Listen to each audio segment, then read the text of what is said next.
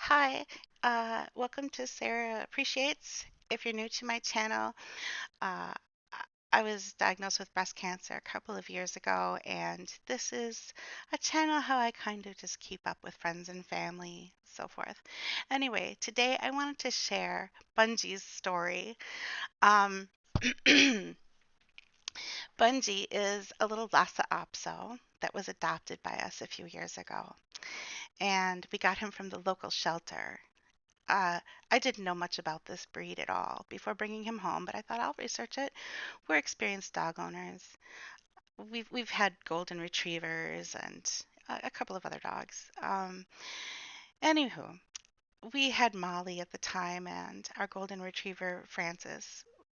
He had died a few months before, and we were very sad about that. And so was Molly. He had taught her so much, and she really missed him. And I thought she needed another playmate, so we went to the local shelter here in town, and I had been online and asked to see Bungee because that's the name he came with. We didn't name him that. And they let us in the room, and he didn't mind being on our laps, and he seemed really friendly and sweet. He warmed to Jerry, my husband, immediately. Um, but he was filthy. He was filthy up to his uh, ankles, I guess if you could say, on like his entire paws and a little bit of those wrists or ankles or whatever you want to call them was yellow with urine. His backside was matted with poo and red and little bumps, and a rash was there. His hair was matted and gray. He's a little blondie. He's like a platinum blonde dog. We didn't know this. We thought he was a little gray guy. I didn't even know he was a Lhasa Apso, to be honest. They said he was like a little Lhasa, maybe. They didn't know. Uh, so all right. We took him home. Um, but before we took him home, the shelter that we adopted him from has a deal with one of the local grooms, and that groom gives a significant discount to your dog's first groom after adopting from the shelter, especially if the shelter didn't bathe them first, which I'm not going to go into all of that. I took that up with the shelter. Um, yeah, anyway, they denied some things, but I mean, the groom did before and after shots because it was just like the biggest makeover she'd ever done, I think. She gave him 4 baths, four, and stopped saying he's tired. Okay, so anyway, he came out of the groom looking and smelling much better, and we were like, oh my God, he's a different color. And she said, maybe bring him back in a week or two because I could still get at some of those mats. But his butt was red. Anyway, we had read um, over the following weeks, and you'll find out why later, we had read in his files from the shelter that they had to anesthetize him to sex him. So this might be why they didn't groom him. Because, well, all right. So I took him home from the groomer. I'll get there later. He comes home from the groom, and we had a little bed, a little dog bed that he likes to play in to this day. But he was new, and that was the first thing he found was this little dog bed, and he bounced around in that thing. I've never seen a dog so grateful for a bed before. They said they found him as a stray. He was a stray, probably trying to fend for himself. He was the tiniest little thing, and he jumped around that bed for like 20 minutes before finally like curling up and going to bed. It's like sleep. Um, so we had him to the vet next. So by the time we got him to the vet, there was a limp.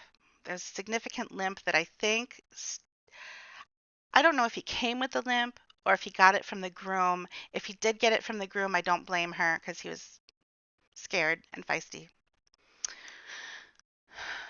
So we got him to the groom, and the groom, I'm sorry, the vet determined that Bungee had a torn ACL on one of his back legs. So that was what was causing this limp. And yet he bounced around in that freaking bed for like 20 minutes the night before or whatever. So we were just amazed.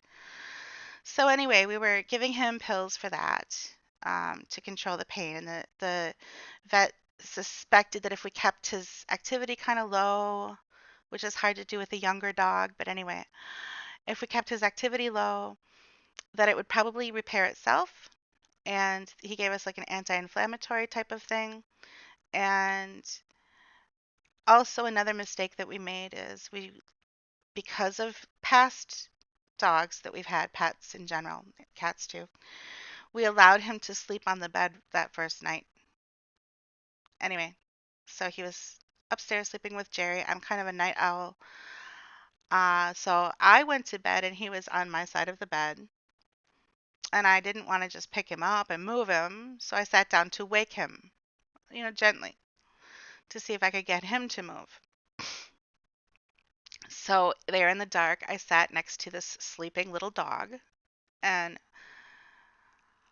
as I sat down, before I could even say a word, without even so much as a growl or any warning, this dog lunged for my face and bit me on the cheek.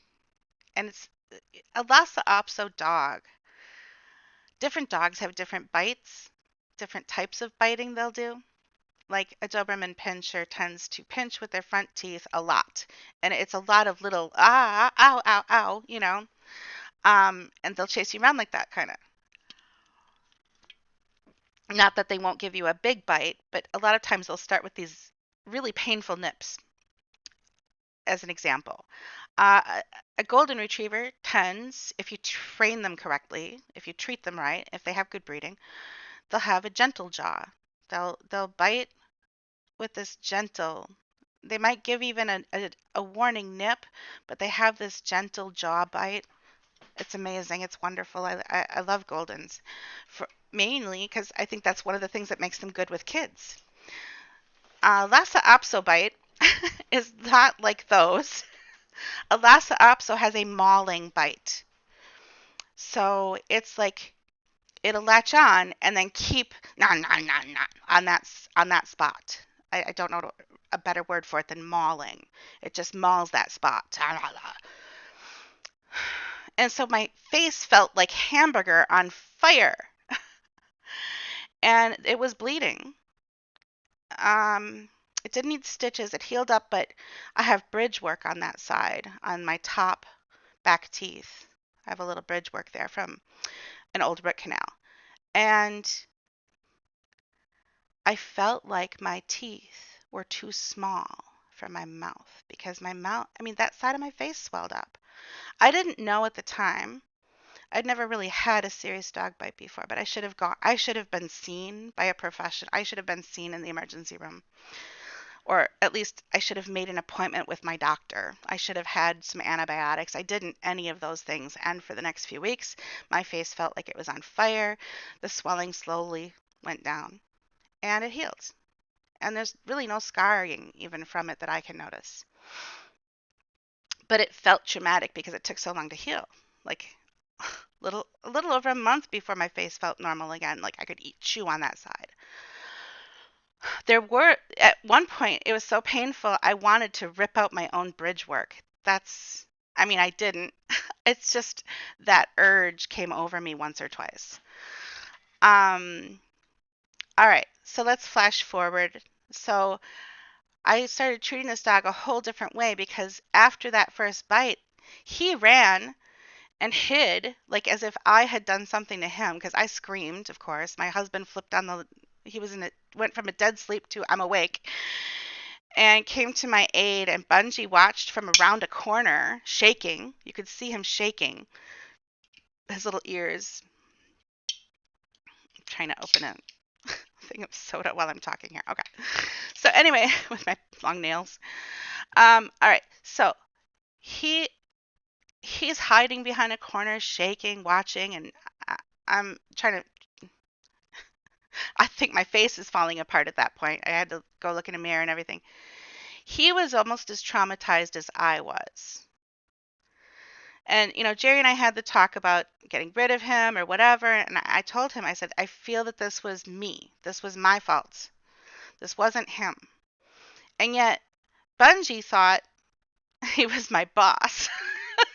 He took it as like I had been demoted or something.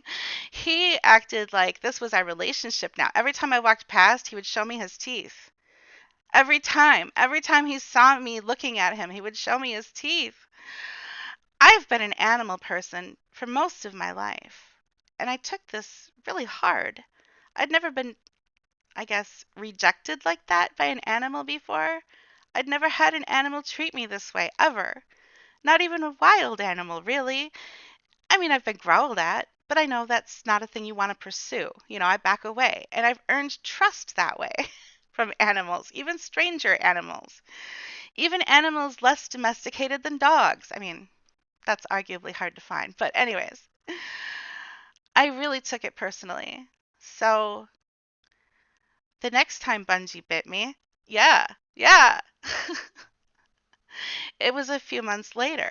And I thought things were going really, really well because he would sit on my lap and he wasn't showing me his teeth anymore. And I had worked really hard trying to make sure that I had asked my husband not to give him any comfort during storms, for example, because it was a rainy season.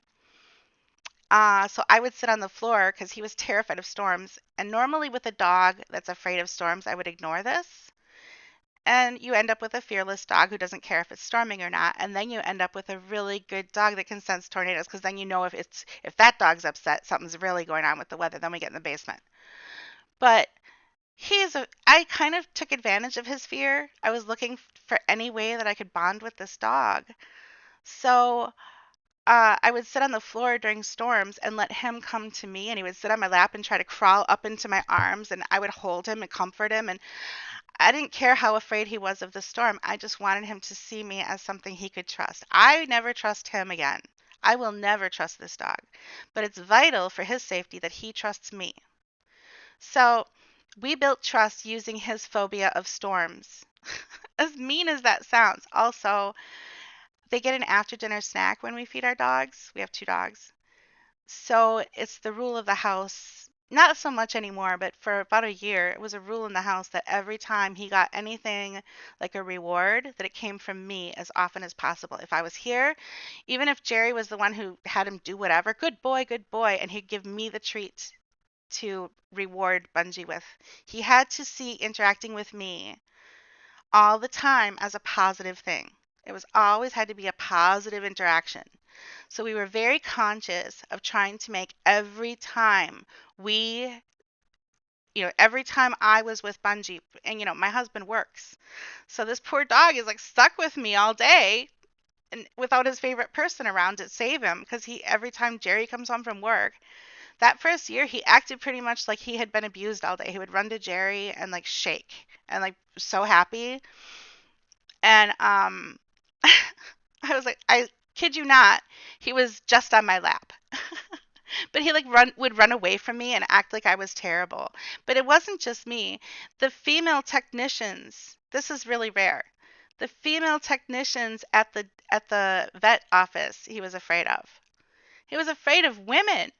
Some woman, I don't know. He got some bad mojo or bad energy or bad treatment from some lady who probably maybe didn't even know what she did wrong. I don't know. I hate to think that she abused him outright, but someone did something that set off this dog and made him afraid of women. See, now he can never be around children because he's all right. So I thought we were getting close. I thought we were better. I thought we were all better.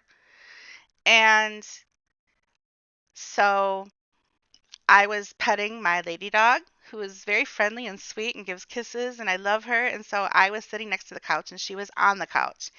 And I was playing kissy face with her, and she jumped down, and he was still on the couch because that's their couch. I let the dogs have that couch. He was still on that couch. And as soon as she jumped down, he lunged at my face and got me again, a second time. And it had been like 3 months since the last bite. I thought we were through this. Well, it's the same experience, that mauling bite. Okay. And I finally, well, my, in, I have survival instincts too. I might be, yeah, I worry about them and I don't want to hurt the dog or anything, but I found myself before even thinking, um, I don't even know how I can't even remember exactly how I got him into this position. That's how fast it went. But I got him, I was holding him with my hand against the couch, the back of the couch. And he still had his feet on the couch cushion, but I was holding his body there with one hand. And my other hand, I had picked up a towel off the floor, was on my face because my face was bleeding. And I feel so bad. My human reaction here, my animal primal instinct, I yelled in his face with the towel on my cheek and said, "What the fuck, Bungee?" And I let him go once I knew that Molly had run upstairs. And I think that's part of why I was yelling, was to get her to leave. I wanted her to be safe. So after I heard her run up the stairs to leave the room, I let go of him. And he ran again and hid behind a corner and then looked out and was shaking as if I had done this to him. Well, my next action was to look at the towel and it was full of blood. Worse than the first time he bit me. And I was afraid to look in the mirror because it felt like he had the corner of my eye. Like not my eyeball, but that corner area. Yeah. So I called my husband and I was like, hysterical, like trying to talk through hiccups almost, like hiccups of crying. You have to come home. I need to go to the emergency room. I need stitches. Bungee bit me again. My husband comes home and I think at first he was going to try to treat it like the first time, like, oh, okay, I think it's all right. I think it's okay. But by the time he got home, half my face was already swollen. And it was evident that he bit me in the corner of my eye. And yeah, like not my eyeball, but that area was ripped. Um, that's a hard. Okay, so my husband and I, we put him in the bathroom. Well, my husband put Bungee in the bathroom because at this point we were just concerned for Molly, our other dog, while we were going to the emergency room. And we went to the emergency room and I cried the whole way pretty much because I was just like, I can't put him down. I can't. This is on me. This is me doing wrong things. Um, I shouldn't have trusted him. That okay, let me say that again. He had bitten me before and I had my face in the same area as in his general vicinity. I should never have left. No, that was my fault. I knew what he was capable of, and I did this anyway. And since this has happened, okay, anyway, so I go to the emergency room, and I live in Wisconsin, so we're going to go through some quick law about dog bite. First law, okay, is absolutely, you go to the emergency room for a dog bite, they will call the police. You're gonna talk to an officer. You're gonna. So just don't even fight it. Your your dog is about to have a police record. My dog has a police record, and we had to do some things about this too. So listen up. If you have dogs, any dog owner should know this. No matter how much you trust your dog, I don't care. Just any dog owner, if you have dogs, you should know this. Even cats, you should know this. So, within the next 10 days, we had to have Bungee tested.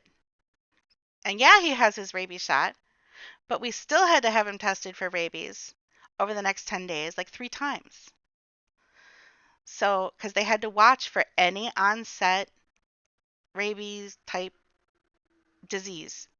They gave me a whole bunch of, they gave me an injection of antibiotic and sent me home with another prescription for antibiotic, which really helped with the swelling actually pretty quick. That was a good thing. Uh, and then they they numbed me up, and then The doctor in the ER that day, I'm lucky he was there because he was really good with his hands. He sewed that, he gave me 3 stitches with thread that's thinner than a human hair. It, okay. And I know a lot about scar tissue because of my previous medical issues. So I knew enough that once the stitches were out and it was healed, I knew to give it that gentle, that soft tissue massage, really light, like whisper soft massages over it, so that now there's no scar. No scar. You can't see where it happened. Okay? This is not advocating for dog bites. I'm just saying it healed so nicely, I can't even see it anymore. It's beautiful. If I take my finger and press there, I don't even feel a lump where it happened. And yet I was worried that because it looked like it was going to heal with my eye um, kind of cupped. Like it changed the shape of my eye for a little while it was healing. So like it gave me an extra wedge to my eye, kind of. You know, I don't know how to describe it, but it wasn't good, and I didn't allow pictures. All right, so they sewed me up. I was having a full-on panic attack before they sewed me. I was crying and I was shaking, and the nurse kept asking, "What's happening? What's going on here?" And finally, one of the nurses, God love this woman, I love her. She came up to me and she said, "So why are we crying here? What's going on?" Because I don't think they could have sewed me up like that. And I said, "Well, this dog, and we just adopted him, and I'm afraid he's going to get put down." She's like, "Nothing bad is going to happen to the dog." And instantly I felt better. She really just like came in and said, "What is this about? What is your fear? What are the tears about?" And eased that fear. And it was so simple and so easy and had me breathe a little and it, you know, panic attack over. I haven't had one of these in a long time. I get them so rarely. I used to get them all the time, but yeah, I had myself a little panic attack in the emergency room thinking they were going to put down this dog because of me. So anyway, they sew me up. They send me home with antibiotics. I'm much better. But I get home and now I've got this dog who all over again, it's like back to day one, showing me his teeth. He thinks he's my boss again. It's like, I rule you now. So like every time I'm eating, he's growling, "Give me your food." Everything. I'm trying to ignore it. I turn my back to that. I literally just like give him, I just turn around so he can't see my face. I'm done. If he does that shit, I'm done. So he shows me his teeth. I tend to ignore it. I tend to treat him like that is the fastest way to get me to not notice you, and I'll go and give the other dog love. Or I'll go and do my own thing. I don't need that. He can be my husband's dog. I don't care. But you can't bite me again, and that's what we had to work on. So, first rule, no more dog park. Ever. Ever. I can't take the risk. He's not going to bite anybody. I can't risk it. 2, he had to be seen 3 more times by a vet, so that was arm out of pocket for us. So first we take him to one vet, and it's a lady technician. Sure enough, he tries snapping at her. So we put a muzzle on him for that. And she tested it. She kind of aggravated him a little. She wanted to see what this was, and she said, "Absolutely, this is about women." So I took her word for it because she had a female tech come in and a male tech, and she seemed to know what she was doing. So he's afraid of women. Great. So no dog park ever. Number 2, no kids. Male or female, no kids. Teenagers maybe, but no kids. 3, we have a fence in the backyard. It has a gate. That gate is now locked. There's a padlock. We have the key. That's it. No more people in the backyard. He's a threat to other animals. 4, Molly, our other dog. Molly is like a little nurse. I don't know what. She's very calming presence for him. He gets separation anxiety from Molly. He follows her. Like when my husband comes home from work, he follows him around the house. But when he's not here, he tends to follow either me or Molly. He's a follower. He doesn't know what to do with his dominance. So, yeah, those are 4 big things to keep in mind. This is not a dog. And then 5, COVID. So No, he's not a socialized dog. Don't get on me about that. I haven't been able to. I'm on chemo. I'm not even supposed to go to the dog park and pet other people's dogs because I don't know where their hands have been, the other people that have pet that dog. So I'm not even supposed to let strangers pet my dogs or blah, blah, blah. That was the COVID rules back then. Whatever they are now, I still kind of adhere to that because of the chemo. Okay, so anyways, I have this dog who thinks he's supposed to be the boss of me. So we go back to the storm thing. We anytime, but at this point, storm season is over. So we're sticking to the treats rule where I give him his treats, and unless I'm not home, I'm the only one who gives him treats. I would feed him, and I handle his food where his dry food, I put it in his dish, I measure it out, and then I use my hands to put it in his dish. Bungee's a real finicky eater. Oftentimes he won't eat, which is another advantage.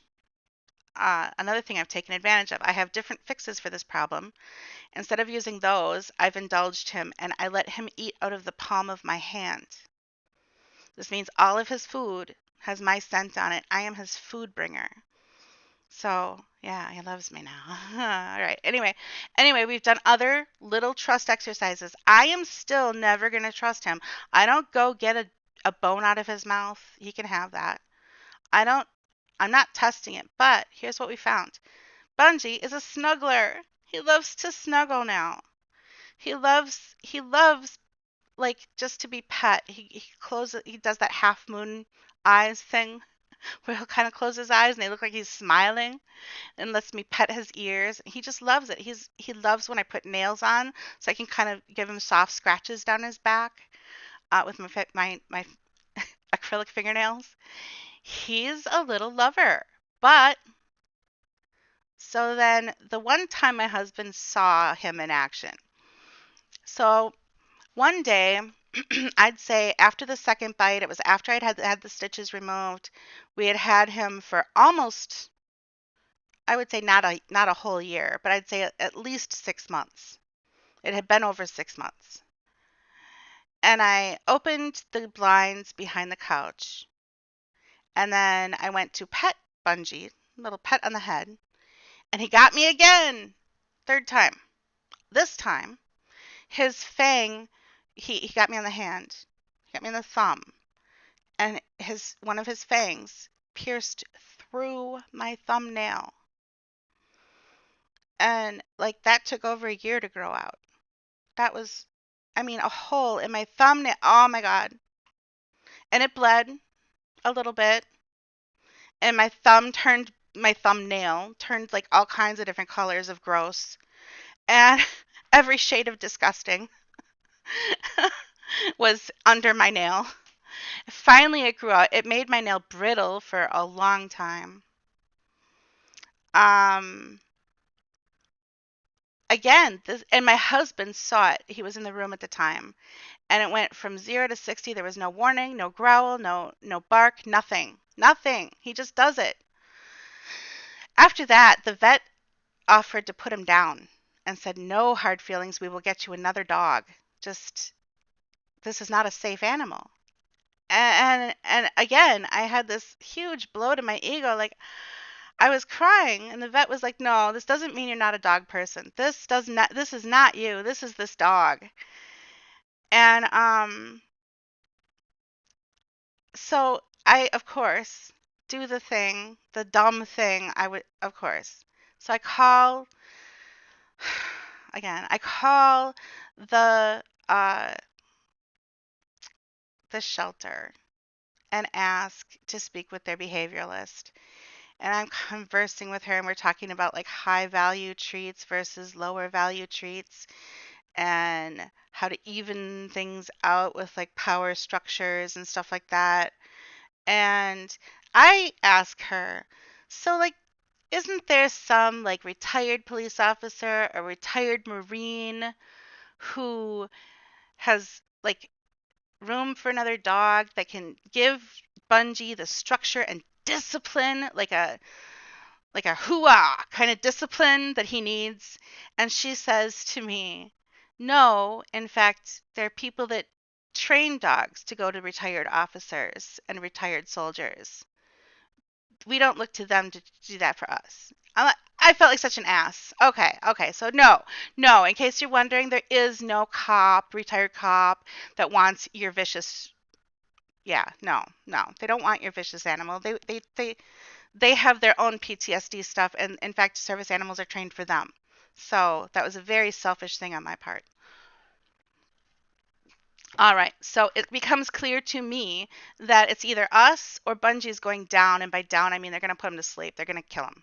I mean, he's not really pet material, right? So I start reading all about Lhasa Apsos, and apparently they're guard dogs from Tibet. And these monks bred them to be temple guards. And so they have really good hearing. So there's a bark. There's a bark. He has that bark. Um, and their name, I guess, I've heard different things, but the one I like the best is that their name translates to lion bark dog. That pretty much sums it up. I live with a little lion, a tiny little 20-pound lion. Also, to keep in mind, when we first got Bungee, he was 1/3 of his healthy weight. I mean, you could see his ribs and his spine. Like, he was so skinny, and he just had this big head on this tiny little body. So keep in mind that he's probably like a caveman. He was raised feral. I don't think he has hunting instincts because he's kind of stupid. He's slow.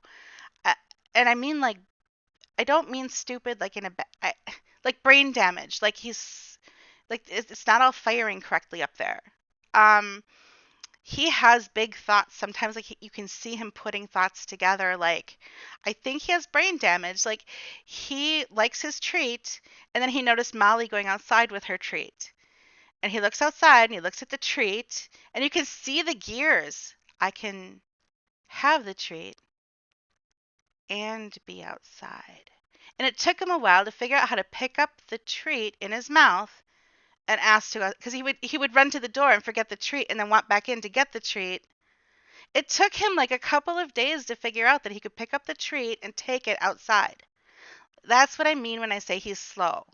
Like most dogs, they just get it. They get it, they pick it up, they get it. Bungee, like it took almost a year. Every time we go for a walk, we go out the front door, but he knows the back door is where he goes potty. Like if I'm just letting him out during the day. So every time we would get the leash, he'd run to the back door. And for like a year, he always associated going out to the back door. He didn't understand the leash meant out the front door. Whereas I've never had that problem with any other dog ever.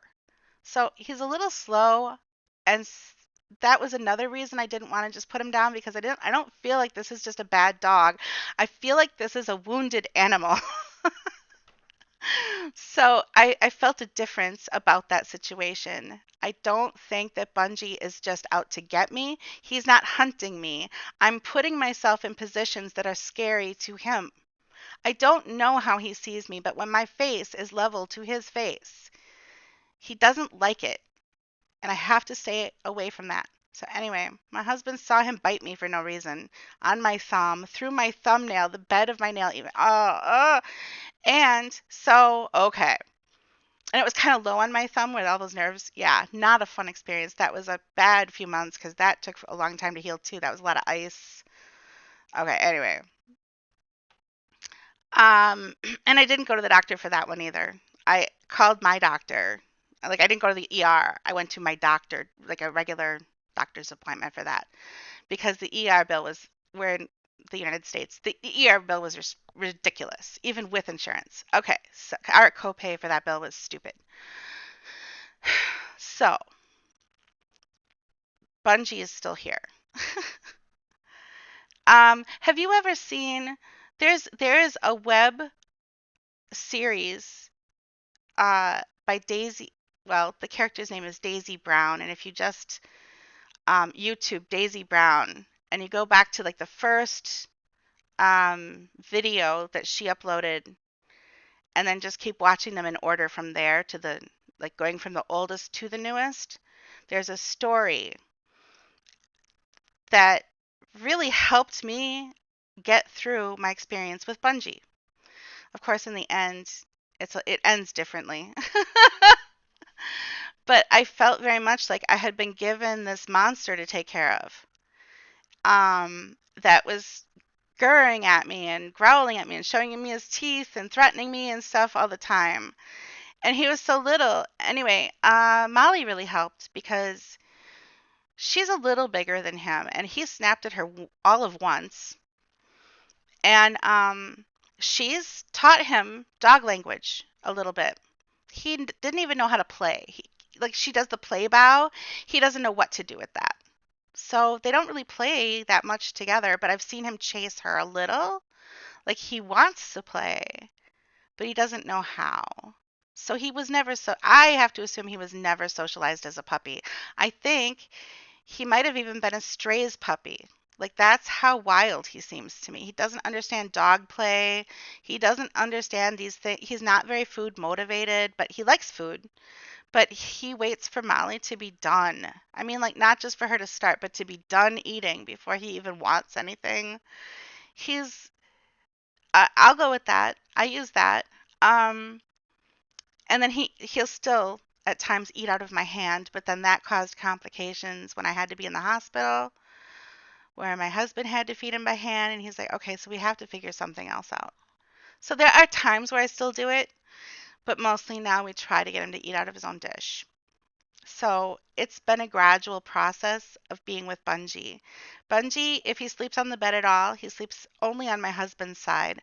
Although I've woken up a couple of times with Bungee on the bed, on the pillow next to my face.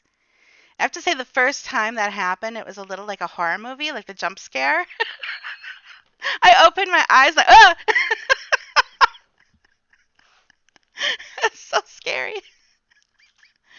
It's okay now. If he's sleeping next to me, he's not doing it because he wants to bite me. He's doing it because he's cold and he wants warmth. He's not doing it because he particularly loves me. He's doing it because he's cold and he wants something warm. So usually it's after my husband goes to work and it's early and I'm still sleeping. And once my husband leaves, he'll come sneak upstairs and, I'll wake up with him next to me. He's never bitten me like that. That's okay. Bungee's not hunting me. Bungee has only ever bitten me out of fear, I think. I don't think he's ever bitten me just to be the boss. I don't think that first bite was to protect his spot. I think he felt a big thing creeping up on him while he was sleeping. And I was being careful not to wake Jerry.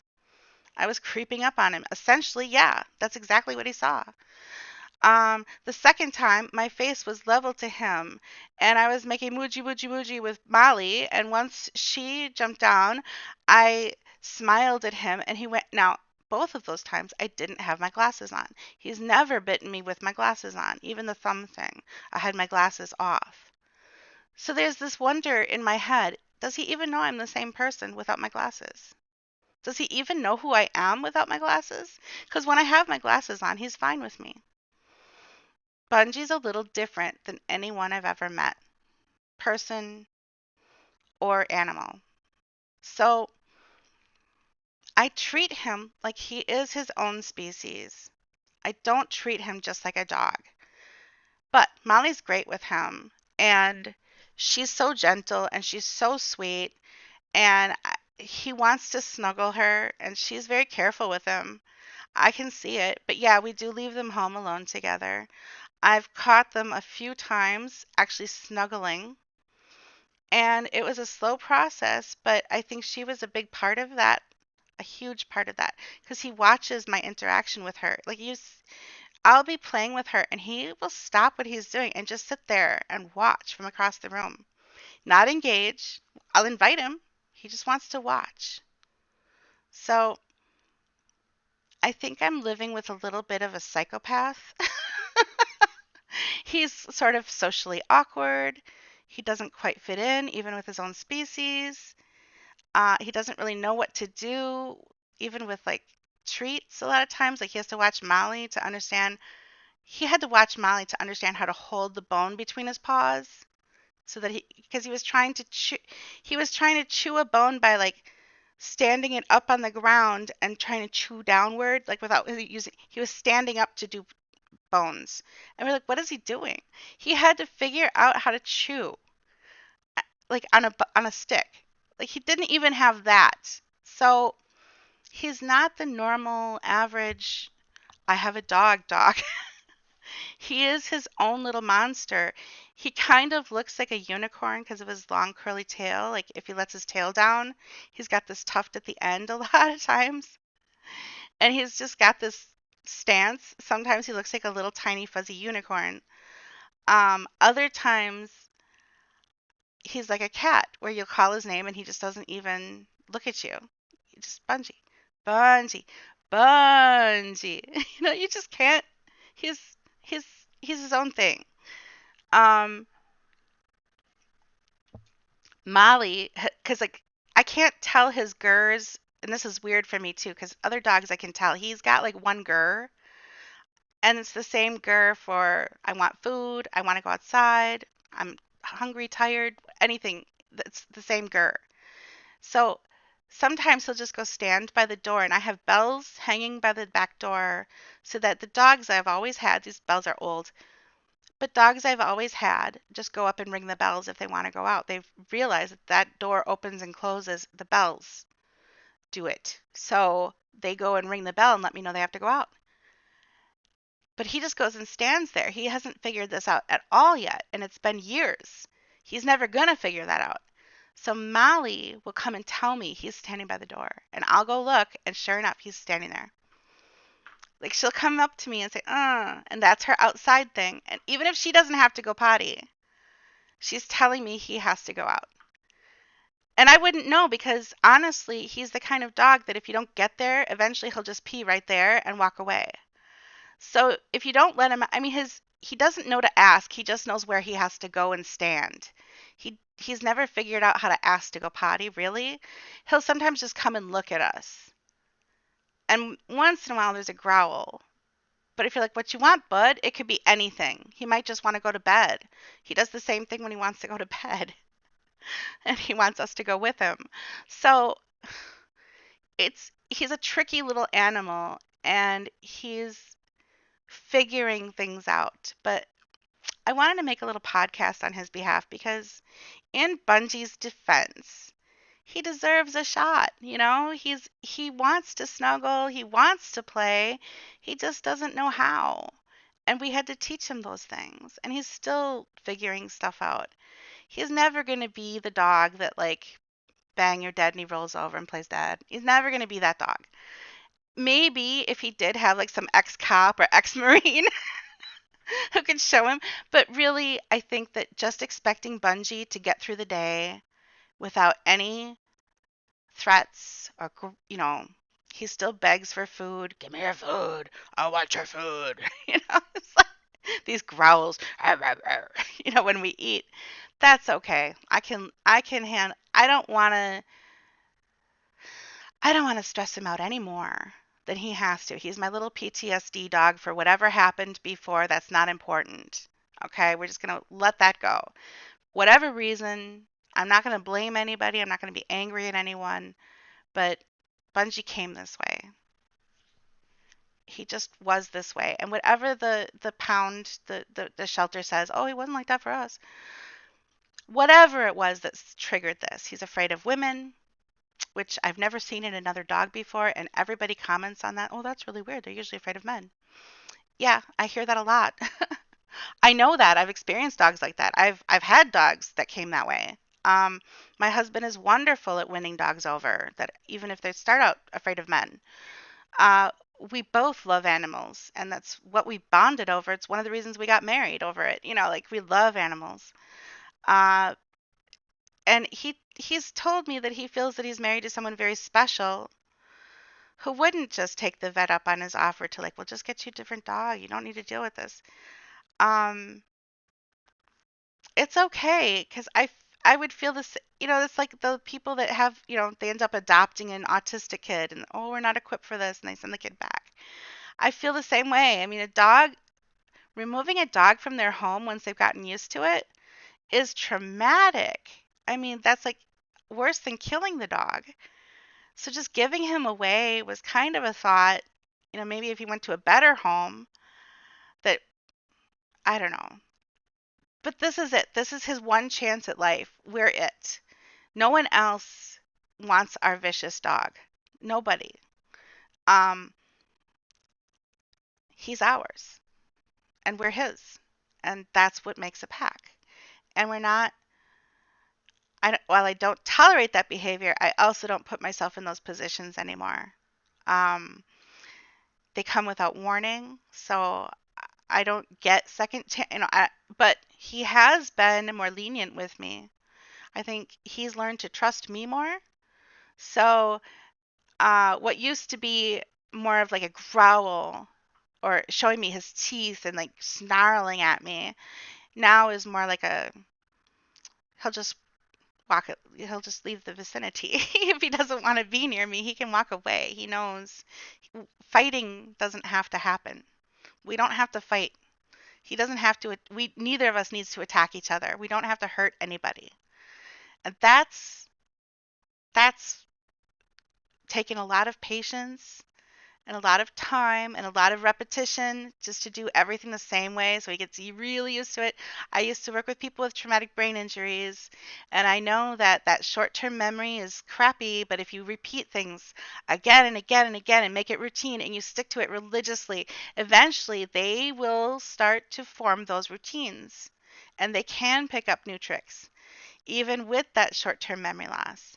If you make it repetitive enough, their brain eventually might pick up on that.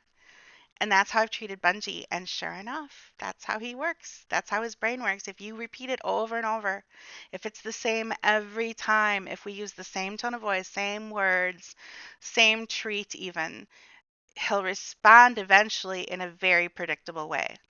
And there we go. Now he knows the routine. See?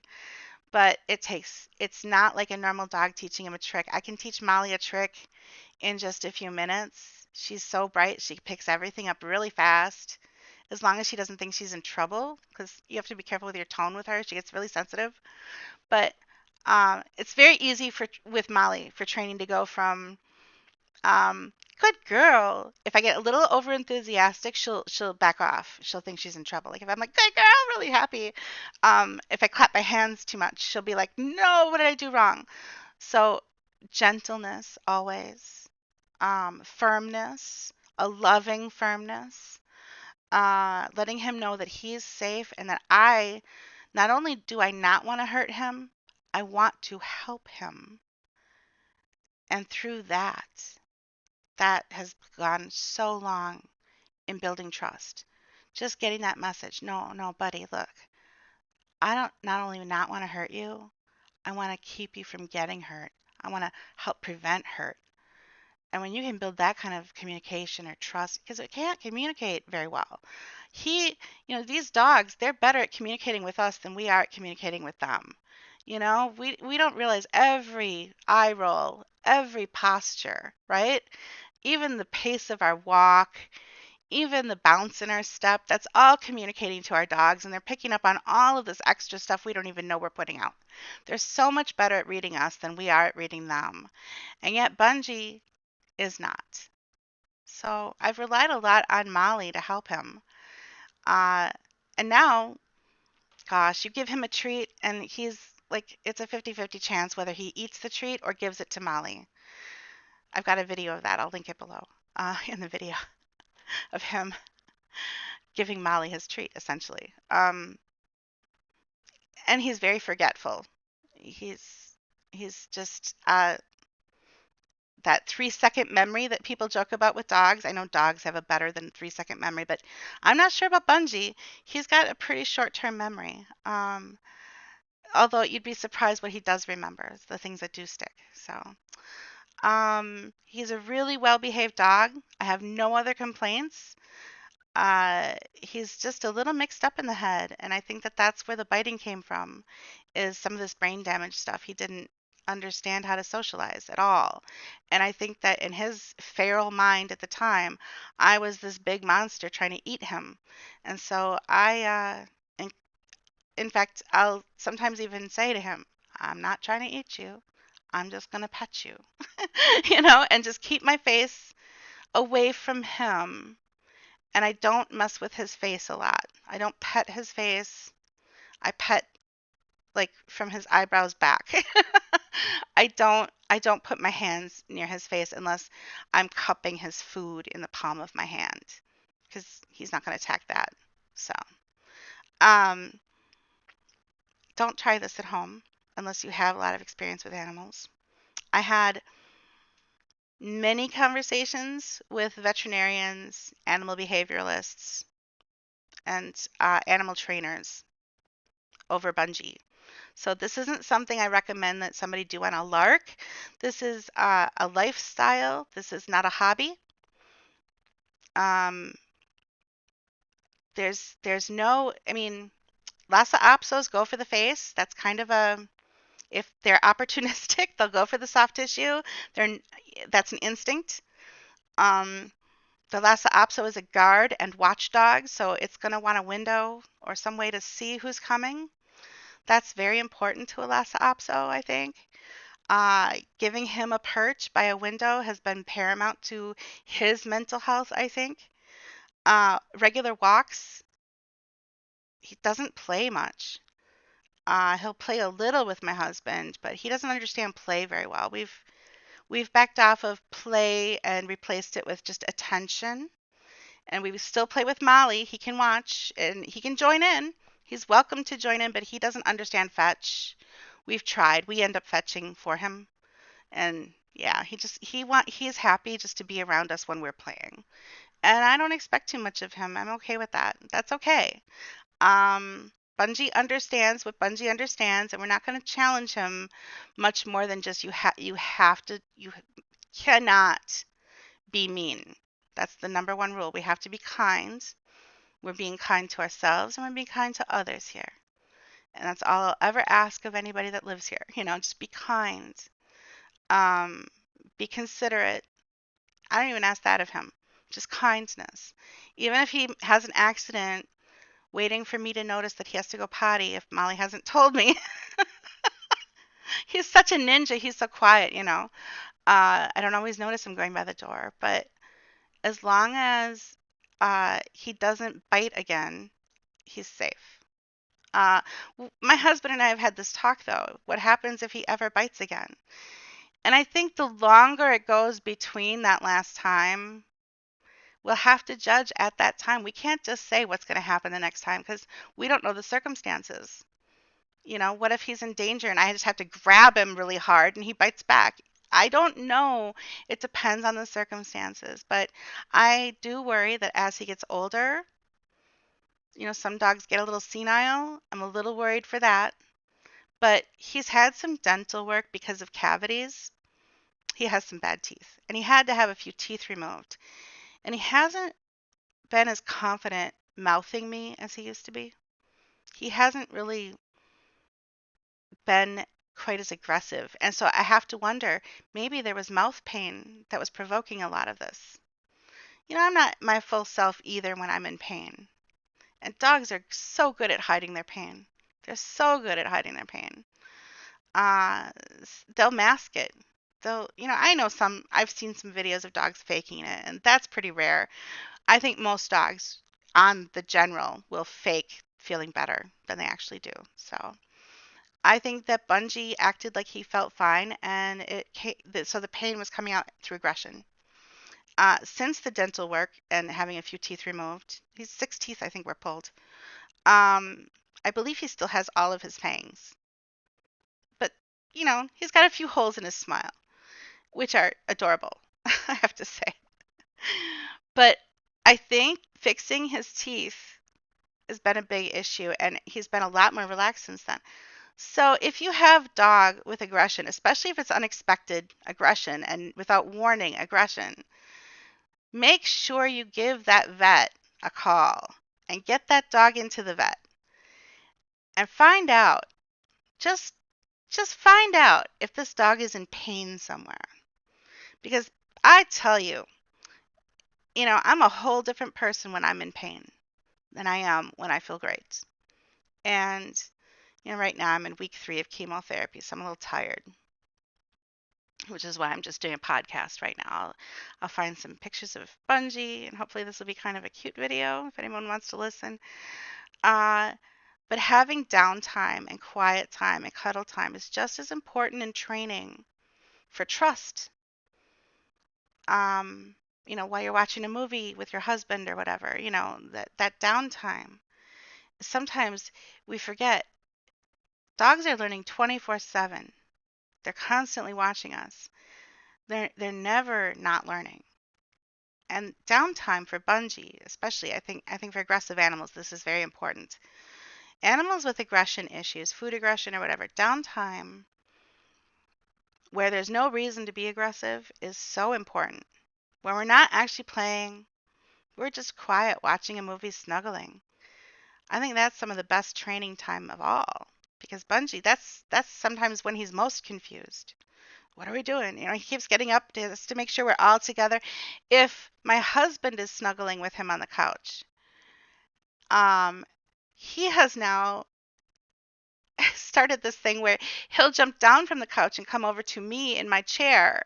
It's the same he does for bathroom. It's the same he does when he's begging for food. It's the same We figured out what he wants, what calms him down, what makes him settle down. What is he asking? He wants me to join the cuddle. He wants me to sit on the couch.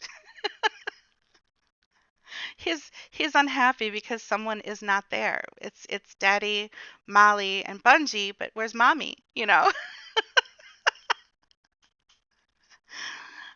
How do you how do you not love that dog? I mean, come on. That's so sweet. So, that's the real Bungee. All that pain and all of that biting, that was Bungee probably in pain and afraid and not knowing me and terrified. This is the real Bungee. And it took a long time to find Bungee, who he really was, and get him all straightened out and back in shape and have a happy life. But it's worth it because now I have this dog that doesn't want to snuggle without me. He wants to include me. It's so sweet.